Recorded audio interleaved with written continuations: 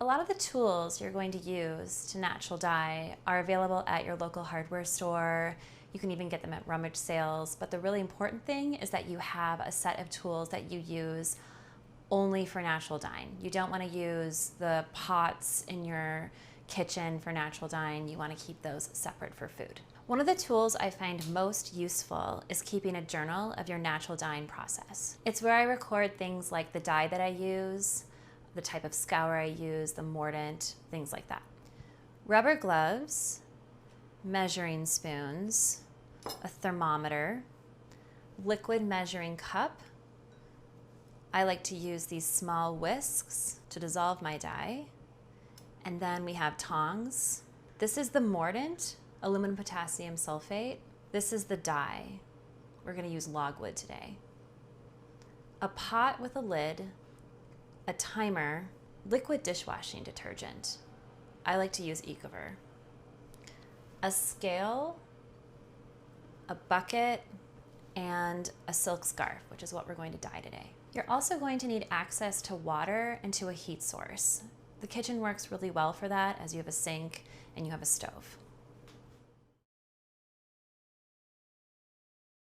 One of my favorite tools is an apron. Sometimes you can get dirty during this process, so it's nice to throw one on before you start. We're going to start working in our dye journal, and always at the top, I write what my project is. So I wrote silk scarf for mom, and then I have here kind of the different steps that I'm going to be going through the day. So the first one is fiber content. So I know that my scarf is silk, so I'm going to write 100% silk. Knowing the type of fiber that you're going to be dyeing is very important in the process, as it's going to guide you through the dyeing process. And then from there, we're going to go and we're going to weigh the silk scarf. I have my scale turned on to grams. I work in metric. And then I'm going to go and put my scarf on, and it says 10 grams. So I'm going to come back to my journal and I'm going to write 10 grams. Now we're going to move on to the scouring portion of the process. Scouring is really important because it also means pre-wash, and it takes away any kind of residue that's on the fabric during the milling process. So things like starches, we want to be able to get the best color possible when going to dye. In order to do that, that means removing any of those kinds of residues or starches. So the first thing I do is I get a bucket with some hot water and I add my silk scarf to the hot water to pre-wet it. And mine's been soaking for about 10 minutes. You could let it soak even up to overnight. The point of the matter is that we just want it as thoroughly wet as possible. What I want to see is the weight of the silk that I am going to dye today, and that's 10 grams. And I'm going to use that weight to base the amount of scour that I need to use. Scour is soap. In our studio, for every 500 grams of fiber, we use a half teaspoon of scour. As we know, the difference between 500 grams and 10 grams is kind of a lot, but that's okay. We're just going to take a sprinkle of scour and we're going to add it to this pot of water. I'm still going to use the half teaspoon in order to just kind of give me a visual benchmark when weighing out this soap. And then I'm just going to add the soap to this pot of water. I'm going to sprinkle it around, kind of stir it a tiny bit, tap it, and set this stuff aside. And then I'm going to take my silk scarf from this pot, this bucket of water here, and I'm going to add it to the pot of water. This water is lukewarm, and I want to make sure that the scarf is kind of thoroughly in here and the soap has a way to kind of move around the fibers a little bit. I'm going to come back to my journal, and in the scour portion, I'm going to write Ecover, which is the type of soap that I used, and I'm going to write a dab, since that's what we used to scour, since we're only at 10 grams. One thing to know is you can do multiple scarves at once. So we would just add a little bit more Ecover. In terms of the pot size, we could probably add 2 more scarves to this and be okay. But If we added more than that, we'd want to go to a slightly larger pot size. It's really important that the water can flow freely around the fabric while it's being washed. The next step in the process, we're going to now heat this. Put this on the stove, turn the heat on. It's going to take about 30 minutes for it to get up to 180 degrees. And then we're going to keep it at 180 degrees, so just right under simmering for 30 more minutes. While it's on the stove, you're going to want to take your tongs and you're going to kind of rotate the fabric about every 10 minutes, kind of from top to bottom. And then once you've reached that kind of hour mark, you're going to turn off the heat and you're going to let it cool. We've finished the scouring process. I let it cool, and now we move on to the mordanting process. I've taken my scoured scarf out of the pot and I'm going to rinse it in some clean water that I have in this bucket.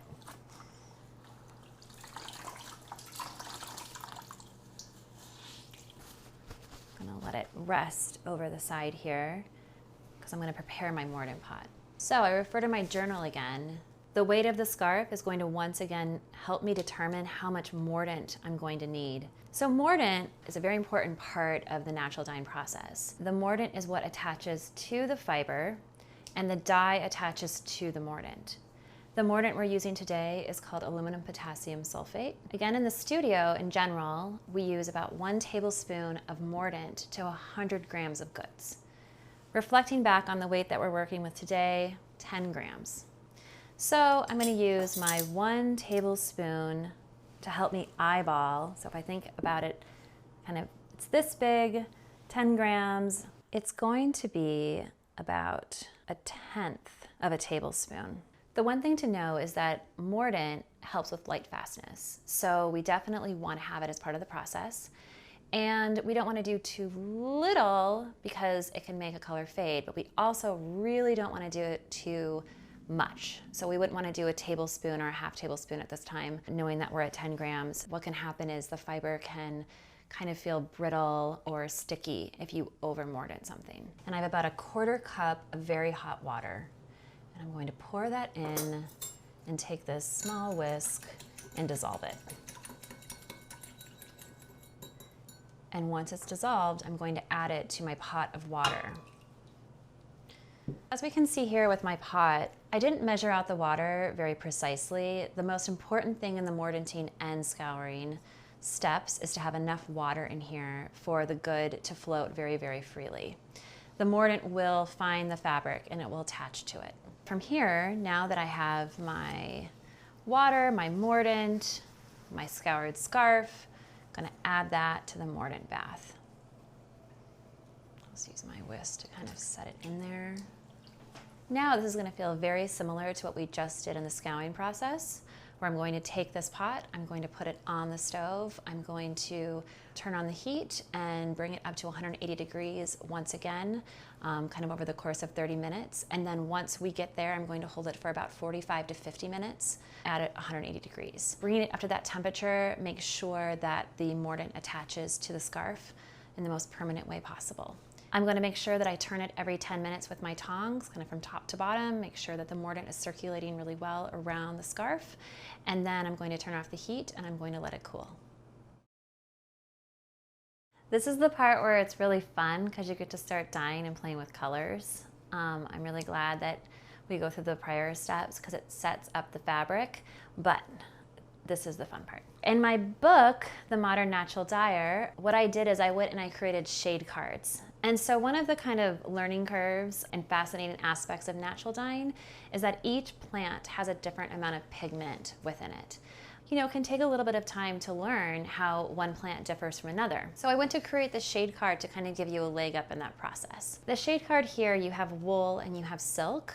And so today we're going to focus on the silk because that's what we're using to dye.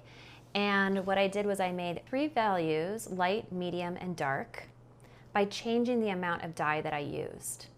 However, in order to get these 3 different values, I restricted the amount of fiber I used to 100 grams per dye pot, and the amount of water I used, 8 cups per dye bath.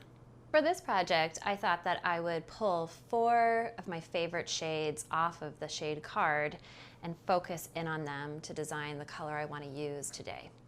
The first dye that I like a lot is called Quebracho Red. It grows as a tree in Central America. The next dye is called Weld. This is a green leafy plant. It grows in the dye garden. And then we have Madder, this kind of orange-red color. This comes from roots, also grown in the dye garden at the store. And then we have Logwood, this beautiful purple color, also comes from a tree in Central America. I like to show these kind of plants and wood shavings to give people a sense of where the dye comes from. That said, today we're going to use this powdered extract, which is a very concentrated form of these plants, and it also makes the process of dyeing a little bit faster. My mom really loves the shade purple, so I'm deciding today to use this purple logwood sample to guide me in the dyeing process. Even though I'm using purple today, just know that you can use any of these dyes in your process. Also, in terms of finding the dyes that I'm using and that you see here are all widely available online. They're also available at my shop, A Verb for Keeping Warm. I have now mordanted my scarf. It has come down to room temperature. I've put tap water in this bucket that's clean, and I'm just rinsing out the excess mordant, squeezing it, and I'll let that hang out here for a moment. In the dyeing process, water can make a difference in terms of the amount of water you use and the color that you get. Today, we're going to use 8 cups of water, and I've chosen that amount because I think the silk scarf can float really freely and nicely in here. And I've put 7 cups of water in. I'm going to put now my 8th cup of water. The water in this pot is room temperature. It's from the tap. Now, we know we're going to use logwood as the dye. I'm going to come to my dye journal. I'm going to write in logwood. Referring back to the weight of my scarf, once again, 10 grams. In order to get this shade of purple, I used a 1/4 teaspoon. All right, that's on 100 grams of fiber though. So now that we only have 10 grams, I'm gonna take a 1/4 teaspoon as kind of my point of reference, because really I only want about 1/10 of a 1/4 teaspoon.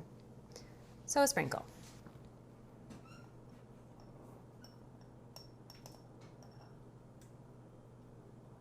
I've added a 1/4 cup of very hot water to my liquid measuring cup, and then the dye, and now I stir it to dissolve it. And then I pour it in my pot, and then this light lavender color you see here, it's going to be pretty close to what the color is going to be once we're done dyeing and the scarf is dried. From here, the pot is going to go on the stove, and as it's heating, it might get a little bit darker, but then once you wash it and you hang it to dry, it'll dry a couple shades lighter. The thing that's great about it is during the dyeing process, if you wanted to, you could dissolve a little bit more dye and you could add it to the pot and make your scarf a little bit darker. Remember to record the amount of dye you use. It might seem kind of silly that we're going to go and, for this very small amount of scour and mordant and dye, record it, but it's actually a really important part of your process to be able to understand why you get the colors you get when you get them, and if you ever want to go back to recreate the same thing that you once made. Now that we have the dye pot ready, from here I'll take the pot and I'll put it on the stove, and we've done this now twice, so you're probably getting pretty good at it. We're gonna go and turn the heat on and raise the temperature to 180 degrees again over the course of 30 minutes. You're gonna be turning it every 10 minutes with your tongs, and you're going to leave it at 180 degrees for 45 minutes to 60 minutes.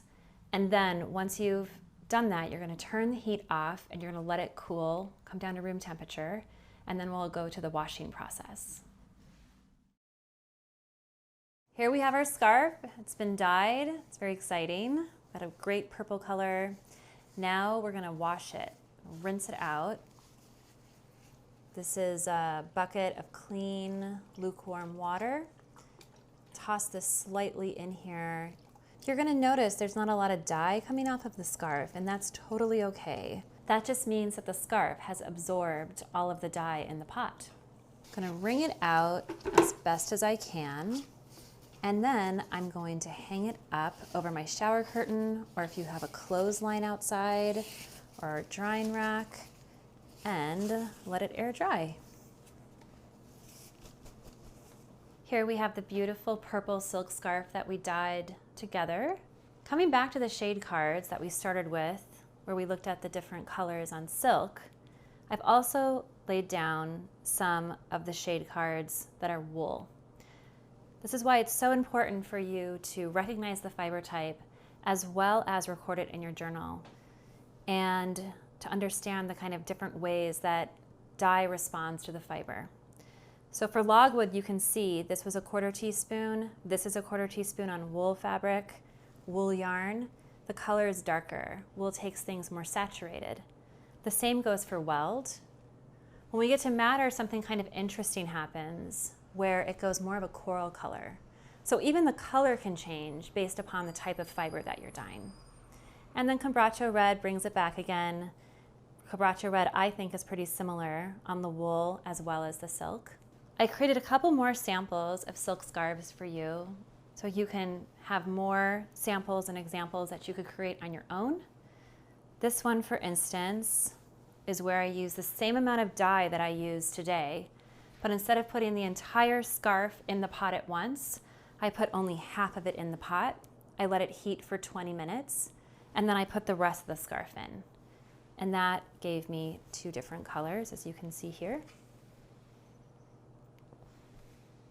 And then for this scarf, one of the really amazing things about the shade card is that you can also use these different amounts of dye and you can start combining them to make new colors. Funny enough, plants don't really make green on their own. You have to make that by combining dyes.